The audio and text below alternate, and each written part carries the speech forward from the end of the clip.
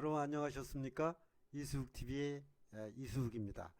오늘 이 시간을 한번 지금 양 후보 이제 대선을 앞두고 윤석열 후보와 이재명 후보가 지금 박빙이지 않겠습니까? 이런 박빙인 상태인데 특히 53% 정도, 54% 정도가 지금 정권 교체를 원한다 그러는데 어쨌든 이 두 후보가 나누는 여러 가지 경제 공약 이런 것들을 보면은 디지털 전환 뭐 이런 얘기가 많이 나옵니다. 결국에는 새롭게 이제 변하는 시대에 디지털 다시 말해서 뭐 ICT를 활용한 이런 어떤 전환이 결국에는 우리나라가 앞으로 먹고 사는데 또는 뭐 일거리를 만드는데 상당히 유리하게 작용하지 않겠나 이런 얘기지 않겠습니까? 우리가 사회적으로 또 경제적으로 중심축으로 해서 우리가 도약을 하느냐에 따라서 우리나라의 미래가 달라진다 이런 얘기인 것 같습니다. 그래서 제가 개인적으로 생각해 왔던 저도 그 ICT 분야에서 약 한 30년 일을 했었고 계속해서 그 부분에 관심이 크기 때문에 이러한 내용을 제가 정리했던 게 있는데 말씀을 드려보려고 합니다. 첫 번째, 대한민국은 2022년 현재 G12, G12 회의에 초대되는 세계 경제 대국이 되었죠. 그래서 산업 발전뿐만 아니고 문화 강국으로도 발돋움을 하고 있습니다. 그러다 보니까 이제 4차 산업혁명의 대기회를 맞아서 정보과학기술 분야가 제조라든가 서비스라든가 뭐 여러 선박 무슨 농수산 임업까지도 전 산업 분야와 협업해서 새로운 시대를 열어가야 할 때라는 것이죠. 그래서 ICT가 중심축이 돼서 같이 좀 협업을 해서 가야 되지 않느냐 이런 말씀을 드리는 겁니다. 두 번째는 지금 그 경제는 예전의 경제학과는 이론적으로도 상당히 달라져 있죠. 그래서 플랫폼 노믹스라는 오늘날 그 플랫폼이 뭐 구글이라든가 애플이라든가 뭐 이런 기업들이 많지 않습니까? 페이스북 지금 제가 보여드리는 페이스북 또 유튜브 다 마찬가지지만 이러한 플랫폼 노믹스라는 엄청난 변화의 파고를 산업화와 또 민주화를 지나지 않았습니까? 우리는 정보화를 이끈 우리 모두가 앞서가는 퍼스트 무버가 되어야 되겠다. 퍼스트 무버라는 건 뭐 흔히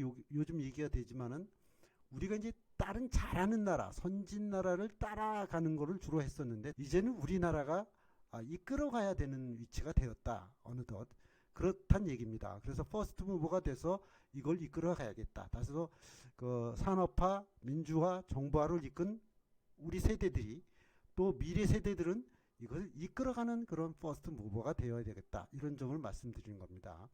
그래서 미국 실리콘밸리를 능가하는 일자리를 창출하고 사실 그 실리콘밸리의 가장 큰 장점은 일거리를 창출하고 스타트업을 무수히 만들어내고 유니콘 기업을 만들어내지 않습니까? 그 우리나라도 그럴 때가 됐다 이겁니다. 그래서 미국 실리콘밸리를 능가하는 일자리 창출 또 오미크론 때문에 지금 17,000명까지 이르는 이런 확진자들이 발생을 하고 있는데 어찌됐든 이 코로나는 잡힐 것입니다. 포스트 코로나 이후의 시대에 능동적으로 대비해서 청년 세대를 비롯한 전 세대가 신나게 일하는 나라를 만드는 게 바로 리더들의 책무이자 사명이라는 것입니다. 그것을 강조하는 것입니다. 그럼 이제 세 번째를 보겠습니다. 대한민국을 글로벌 경제로 도약시키는 ESG 국가 경영의 일환으로 ESG 경영 요즘 많이 나오지 않습니까? environment, social, 그 다음에 governance. 그래서 어떻게 보면 환경과 사회적 책무, 스테이크홀더라고 해서 이해관계자 관계를 잘 해서 그걸 또 국가 경영의 하나의 모범 사례로 그런 걸 민간 주도로 하고는 있지만 국가 공공 분야도 ESG 경영을 도입을 해야 되겠죠, 앞으로는. 그래서 일환으로 탄소차, 전기차, 지금 탄소차, 전기차는 우리나라가 상당히 앞서가고 있죠. 현대 자동차도 있고 그렇기 때문에 말씀드리는 겁니다. 더군다나 배터리 생산 판매국으로 위상을 더 높이는데 리드해 나갈 수 있도록 그렇게 해야겠다는 얘기입니다. 자동차를 생산하고 또 판매하는 게 세계 7위 정도가 되거든요. AI, IoT, 메타버스 이런 것을 만들어가는 어떤 핵심 인자인 반도체가 생산율이가 우리나라 아니겠습니까? 인텔을 앞섰다고도 언론에 나오는 것처럼 그만큼 우리나라는 자동차 차체 생산이라든가 반도체를 만들어내는데 상당히 우리가 우위에 있다 이렇게 보는 겁니다. 거기에다 자동차 배터리를 또 생산하고 있다 이거죠. 그 다음에 국가 차원의 일원화된 사이버 위협 대응 체제를 구축하고, 요즘 뭐 얘기가 뭐 지금 미사일도 계속 쏘고 이러는데 이게 이제 어느 날 갑자기 사이버 대전이 일어날 수도 있는 것이죠. 보이지 않는 곳에서 EMP 폭탄을 터뜨린다거나 그 사이버 공격을 했을 경우에, 해킹을 한다거나 이랬을 경우에 그걸 대응하고 공격에 대응하고 우리가 오히려 이렇게 선수를 칠 수 있는 그 정도의 능력을 갖추고 있어야 된다는 것이죠. 그래서 우수한 사이버 보안 인재를 양성하고 사이버 범죄를 발붙이지 못하게 해야 되겠습니다. 이런 얘기죠. 사이버 보안으로 말하면 뭐 지금 금융 보안도 있고 해서 상당히 사회적으로 무리도 될 수 있고, 그 다음에 이제 메타버스도 좀 더 상용화되고 NFT라든가 새로운 그런 신기술에 의한 것들이 많이 발전되면 발전될수록 그 보안 해킹 뚫릴 수 있는 그 여지가 많다는 것이죠. 그래서 그런 것들을 우리가 사전에 대비하고 발생을 했더라도 빨리 대응할 수 있는 체제를 이제는 갖춰야 되겠다, 이런 얘기를 말씀드리는 겁니다. 그 다음에 네 번째 말씀을 드려보겠습니다.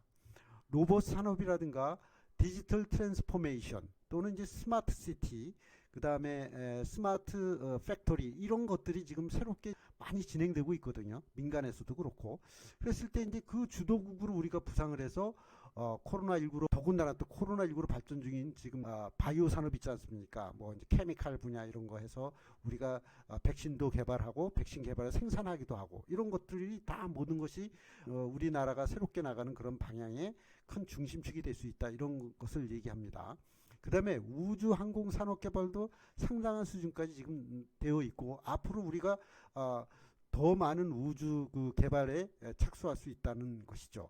더군다나 요즘 한류 그러는데 K 한류가 전 세계적으로 반향을 일으켜서 우리 기생충이라든가 그 다음에 BTS의 여러 가지 음악, 그 다음에 최근에 오징어 게임 같은 우리들의 콘텐츠가 전 세계적으로 많은 그 좋은 반응을 얻고 있고, 그것으로 앞으로 코리아 콘텐츠가 전 세계에 새롭게 다가갈 수 있는 여지가 많다, 이렇게 보는 것입니다. 그래서 ICT 분야가 협업을 하게 되면은 그 자원의 그 크기가 상당히 커질 수 있다, 이렇게 봅니다. 그래서 플랫폼 콘텐츠 기업으로도 글로벌 유수 기업들과 어깨를 나란히 하는 독창적인 웹툰, 웹소설 등 K컬처 콘텐츠의 나라로 두각을 나타내도록 해야 되겠다는 얘기입니다.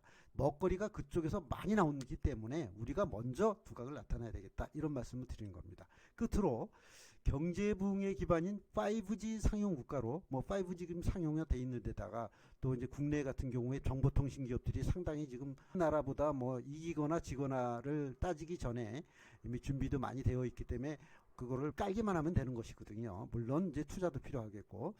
그래서 이 네트워크와 메타버스로 연결해서 지식 기반 사회를 리드하는 정보과학 기술인으로 G7 국가 진입을 위해 사회의 안정망 확충과 약자와의 동행을 통해 선진 대한민국을 완성하는 데 기여하도록 해야겠습니다. 그래서 이제 ICT에 관계하는 분야에 있는 분들이 다 같이 힘을 합쳐서 대한민국이 좀 더 업그레이드 돼서 미래로 나갈 수 있도록 노력을 해야 된다, 이런 말씀을 제가 이제 이렇게 글로 써봤습니다. 여러분 고맙습니다.